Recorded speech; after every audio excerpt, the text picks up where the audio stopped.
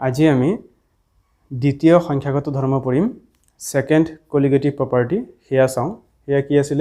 উতলাংকৰ উন্নয়ন elevation of boiling point মানে ইতিমধ্যে কৈছো যেতিয়া কোনো উদ্দায়ী জুলীয়া দ্ৰাৱকত এটা অনুদ্দায়ী গোটা পদাৰ্থ দিয়া যায় তেতিয়া কি হয় তাৰ কিছু ধৰ্মৰ পৰিৱৰ্তন হয় হয়নে বাষ্পীয় চাপ কমি যায় মানে উতলাংক বাঢ়ি যায় নহয়নে গতিকে আমি দ্বিতীয়টো পঢ়িম উতলাংক বাঢ়ি যোৱা ঘটনাটো বুজিম আমি গতিকে কিদৰে বাঢ়ি যায় বা কিমান পৰিমাণ বাঢ়ি যাব সেই বিষয়ে পঢ়িব লাগিব কোনো লিকুইডৰ বয়লিং পইণ্ট মানে কি যেটো টেম্পাৰেচাৰত লিকুইডটো কি হয় গেছিয়াছ ফৰ্মলৈ কনভাৰ্ট হয় বা লিকুইডটো বয়ল হৈ ষ্টাৰ্ট কৰে গতিকে কথা হ'ল যে এটা জুলীয়া পদাৰ্থ কেতিয়া উতলিব কেতিয়া লিকুইড এটা বয়ল হ'ব কেতিয়া হয় সাধাৰণতে যেতিয়া উষ্ণতা বঢ়াই দিয়া যায় তেতিয়া কি হয় সেই লিকুইডৰ বাষ্পীয় চাপ বাঢ়ি যায় ন কাৰণ যিমান আমি গৰম কৰিম সিমান বেছিকৈ বাষ্প সৃষ্টি হ'ব গতিকে আমি যিমান বেছি গৰম কৰিম সিমান কি হ'ব বাষ্পীয় চাপ বাঢ়ি গৈ থাকিব বাঢ়ি বাঢ়ি যেতিয়া সেই জুলীয়া পদাৰ্থৰ বাষ্পীয় চাপ আৰু যেটো বাহ্যিক চাপ বাহ্যিক মানে বাহিৰৰ যেটো চাপ মানে যেটা আমি সাধাৰণতে এক বায়ুমণ্ডলীয় চাপ বুলি কওঁ যেতিয়া সেই জুলীয়া পদাৰ্থৰ বাষ্পীয় চাপ সেই বায়ুমণ্ডলীয় চাপৰ লগে সমান হৈ যাব তেতিয়া কিন্তু সেই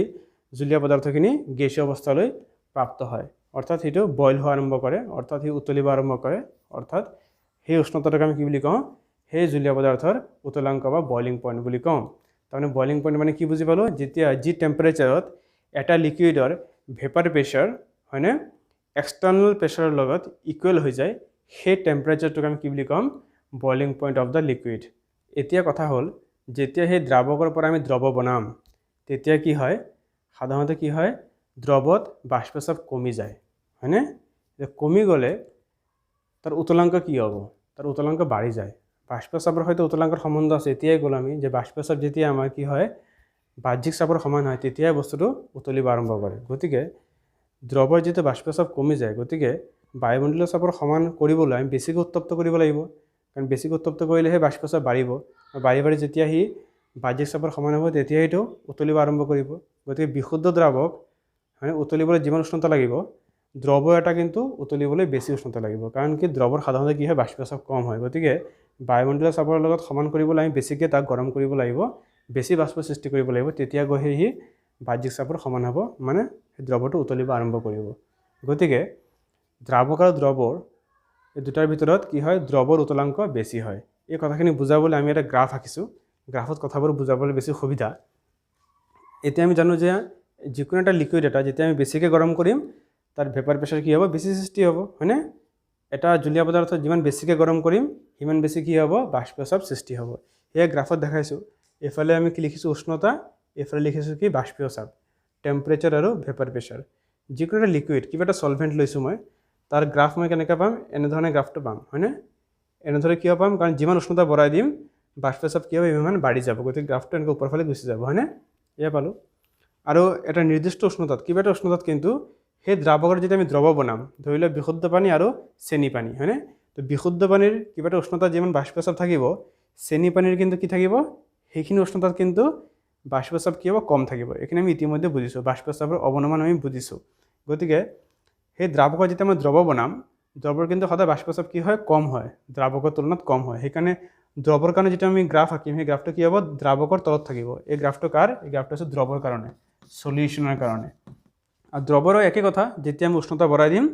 বাষ্পচাপ কি হ'ব লাহে লাহে বাঢ়ি গৈ থাকিব গতিকে গ্ৰাফটো ওপৰফালে যাব এতিয়া যেতিয়া সেই দুয়োটা গ্ৰাফ মানে যেতিয়া দুয়োটা গ্ৰাফ গৈ আমাৰ 180 ৰ সমান হ'ব তাৰমানে বাহ্যিক চাপৰ সমান হ'ব সেই উষ্ণতাটোক আমি কি বুলি ক'ম বয়লিং পইণ্ট বুলি ক'ম উতলাংক বুলি ক'ম গতিকে ধৰি লওক দ্ৰাৱকৰ বাষ্পচাপ বাঢ়ি বাঢ়ি গৈ গৈ গৈ ধৰি লওক 180 ৰ সমান হৈছে তো যি উষ্ণতাত সেইখিনি সমান হ'ব সেই উষ্ণতাটোক আমি কি বুলি ক'ম সেই দ্ৰাৱকটোৰ কি বুলি ক'ম উতলাংক তাক আমি কি লিখা হয় টিবি নট নট মানে বিশুদ্ধ ৰূপত আছে কাৰণে নট লিখা হয় দ্ৰাৱকৰ ক্ষেত্ৰত হয়নে যেতিয়া তাত দ্ৰৱ বনাম সলিউশ্যন বনাম সলিউশ্যনৰ গ্ৰাফ একে কথা উষ্ণতা বঢ়াই দিলে বাষ্পচাপ বাঢ়িব তো বাঢ়ি বাঢ়ি গৈ গৈ গৈ যেতিয়া বাষ্পচাপ 180 ৰ সমান হ'ব সেই উষ্ণতাটোক আমি কি বুলি ক'ম এই দ্ৰৱৰ কি বুলি ক'ম উতলাংক তাক আমি কি বুলি ক'ম boiling point of the solution তো দেখা দেখি তুমি গ্ৰাফৰ পৰা দেখিলে গম পোৱা যায় যে টিভি নট কম টিভি ডাঙৰ হয়নে গতিকে টিভি নটৰ মান সৰু হ'ব টিভিৰ মান ডাঙৰ হ'ব তাৰমানে কি বুজি পালো দ্ৰৱৰ কিন্তু বয়লিং পইণ্ট কি হ'ব বেছি হ'ব গতিকে যিকোনো জুলীয়া পদাৰ্থৰ বাষ্পচাপৰ সৈতে উতলাংকৰ এটা সম্বন্ধ আছে হয়নে এতিয়া আমি চাম যে সেই উতলাংক কিমান বাঢ়ি যাব ন আমি ইতিমধ্যে কৈছোঁ এই এটা সংখ্যাগত ধৰ্ম, তাৰ মানে কি আমি যিমান বেছি দ্ৰব্য যোগ কৰিম উতলাংক সিমান বেছিকৈ বাঢ়ি যাব ন। গতিকে উতলাংক কিমান বাঢ়ি যাব সেয়া কাৰ সৈতে সমানুপাতিক হ'ব, সেই দ্ৰাৱকত দ্ৰৱীভূত কৰা দ্ৰব্যৰ পৰিমাণৰ ওপৰত মানে নিৰ্ভৰ কৰিব। অৰ্থাৎ দ্ৰব্যৰ পৰিমাণ যিমান বঢ়াই দিম উতলাংক সিমান বেছি বাঢ়ি যাব। কোনো এটা দ্ৰাৱকত যেতিয়া দ্ৰব্য যোগ কৰা হয় কিমান পৰিমাণ দ্ৰব্য দিলে তাৰ উতলাংক কিমান বাঢ়ি যাব সেই আমি এটা গাণিতিকভাৱে প্ৰকাশ কৰিব পাৰিম। এতিয়া আমি এইখিনি এবাৰ চাম। এটা দ্ৰাৱক লৈছোঁ, কিবা এটা দ্ৰাৱক ধৰি লওঁ মই W1 গ্ৰাম লৈছোঁ, W1 গ্ৰাম কিবা এটা গ্ৰাম লৈছোঁ। তাত মই ধৰি লওঁ কিবা এটা দ্ৰব্য যোগ কৰিলোঁ, কিবা এটা সলিউট যোগ কৰিলোঁ। কিমান যোগ কৰিলোঁ, ধৰি লোৱা W2 গ্ৰাম। W1 গ্ৰাম সলভেণ্টত মই W2 গ্ৰাম সলিউট এড কৰি এটা সলিউশ্যন বনালোঁ। W1 গ্ৰাম দ্ৰাৱক এটাত W2 গ্ৰাম গোটা পদাৰ্থ দিয়াৰ পিছত আমি দ্ৰৱ বনালোঁ। এতিয়া এই দ্ৰৱৰ নিশ্চয় কি হ'ব, উতলাংক বাঢ়ি যাব। ধৰি লওক প্ৰথমতে বিশুদ্ধ দ্ৰাৱকৰ উতলাংক আছিলে TB0 আৰু দ্ৰৱ বনোৱাৰ পিছত সেই দ্ৰৱৰ উতলাংক কিমান হ'ল ধৰি লোৱা TB। গতিকে আমি লিখি লওঁ, ধৰা হ'ল TB0টো কি, বিশুদ্ধ দ্ৰাৱকৰ উতলাংক। TB0 is the boiling point of the pure solvent. আৰু TB মানে হৈছে দ্ৰৱটোৰ উতলাংক, boiling point of the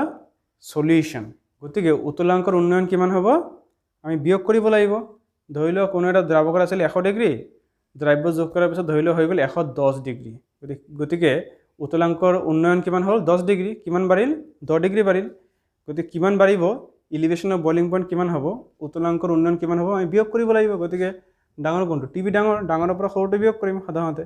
TB - TB0 তাক আমি ডেল TB বুলি লিখা হয়, ডেল TB। ইয়াক কি বুলি কয়, উতলাংকৰ উন্নয়ন। এয়া হৈছে আমাৰ উতলাংকৰ উন্নয়ন বা ইলিভেশ্যন অফ বইলিং পইণ্ট। এতিয়া ইয়াৰ সৈতে আমাৰ দ্ৰব্যৰ পৰিমাণৰ লগত কি সম্বন্ধ আমি চাওঁ। গতিকে পৰীক্ষা কৰি দেখা গৈছে যে, বিভিন্ন পৰীক্ষা নিৰীক্ষা কৰি দেখা গৈছে যে মানে সেই দ্ৰৱৰ মোলালিটিৰ লগত সেই উতলাংকৰ উন্নয়নৰ কি আছে, প্ৰত্যক্ষ সমানুপাতিক হয়। ইয়াক পৰীক্ষা কৰি প্ৰমাণ কৰা হৈছে যে যেতিয়া দ্ৰৱৰ মোলালিটি বেছি হয় তাৰ উতলাংকৰ উন্নয়ন সিমান বেছি হয়। গতিকে আমি কি লিখিম, উতলাংকৰ উন্নয়ন সেই দ্ৰৱৰ মোলালিটিৰ সৈতে সমানুপাতিক। It is experimentally proved that when more solute is added in the definite amount of solvent, the concentration of the solution increases, means the molality of the solution increases. That's why the boiling point also increases. Therefore, the elevation of boiling point of the solution is directly proportional to the molality of the solution. মই লিখিছোঁ Dell TB সমানুপাতিক কাৰ লগত, দ্ৰৱৰ মোলালিটিৰ লগত। Molality মানে কি দ্ৰৱৰ গাঢ়তা, সেয়া molality আমি প্ৰকাশ কৰিছোঁ। ডেল TB সমান, এতিয়া সমানুপাতিকৰ জেগাত সমান চিহ্ন দিলে এটা কি কৰিব লাগিব, কনষ্টেণ্ট এটা ধ্ৰুৱক ৰাশি দিব লাগিব। দিছোঁ KB।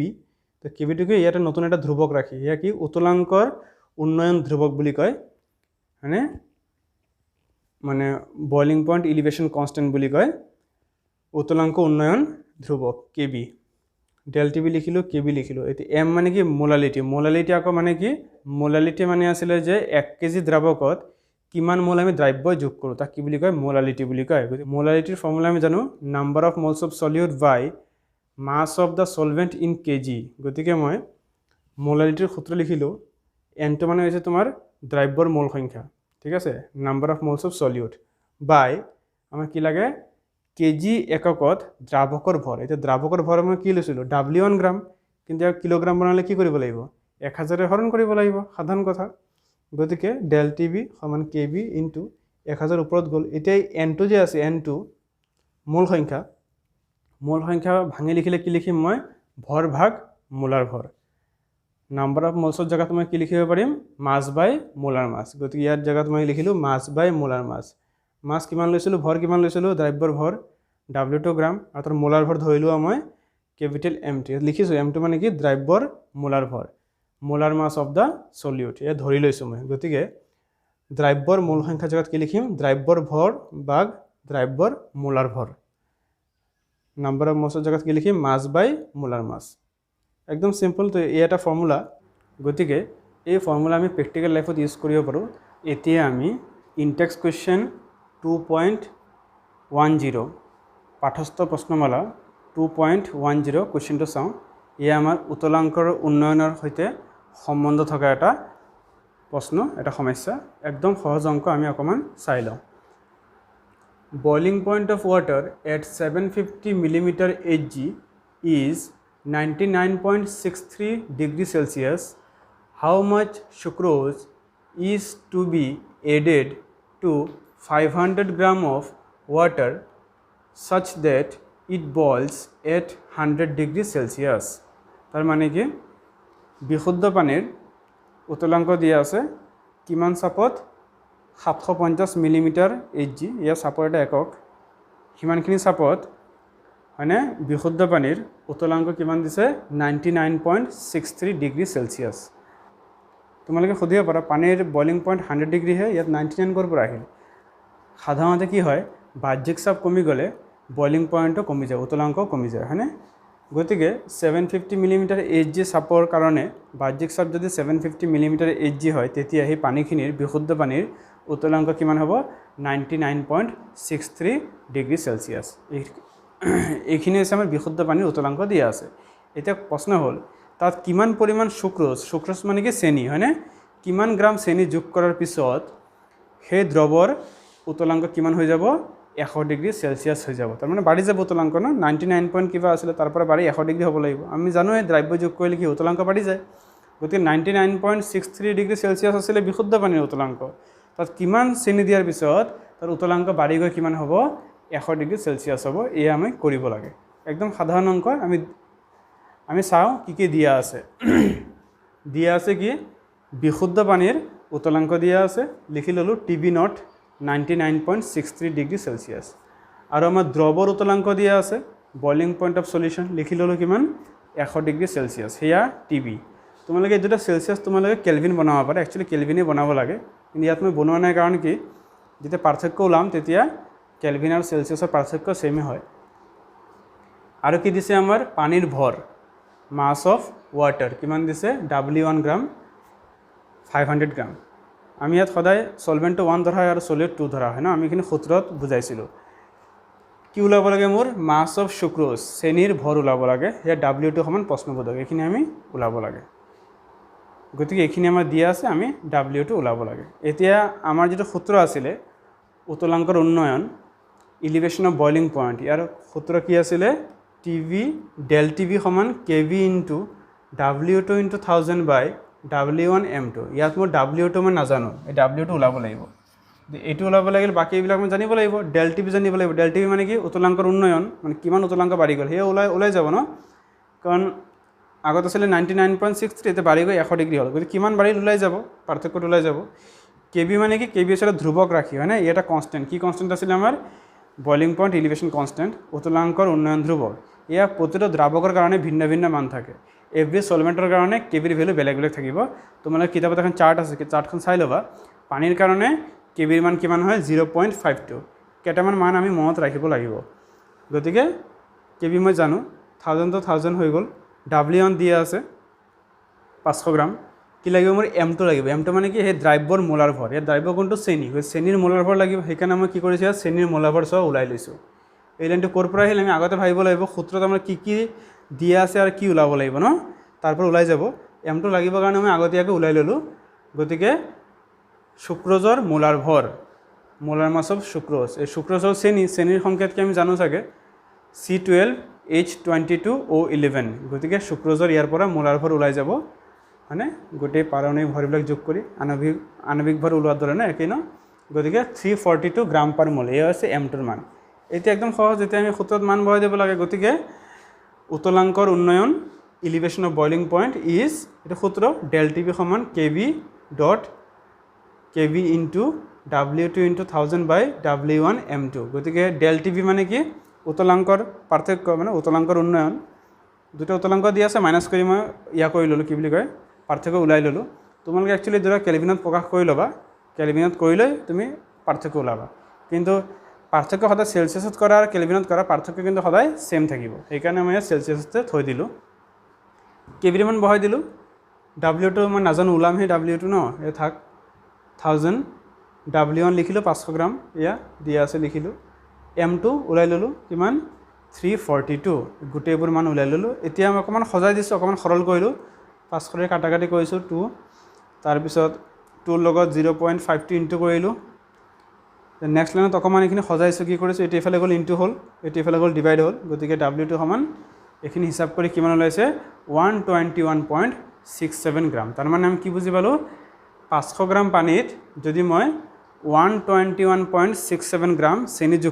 যোগ কৰাৰ পিছত সেই দ্ৰৱৰ উতলাংক কিমান হ'ব 100 ডিগ্ৰী সেলসিয়াস হ'ব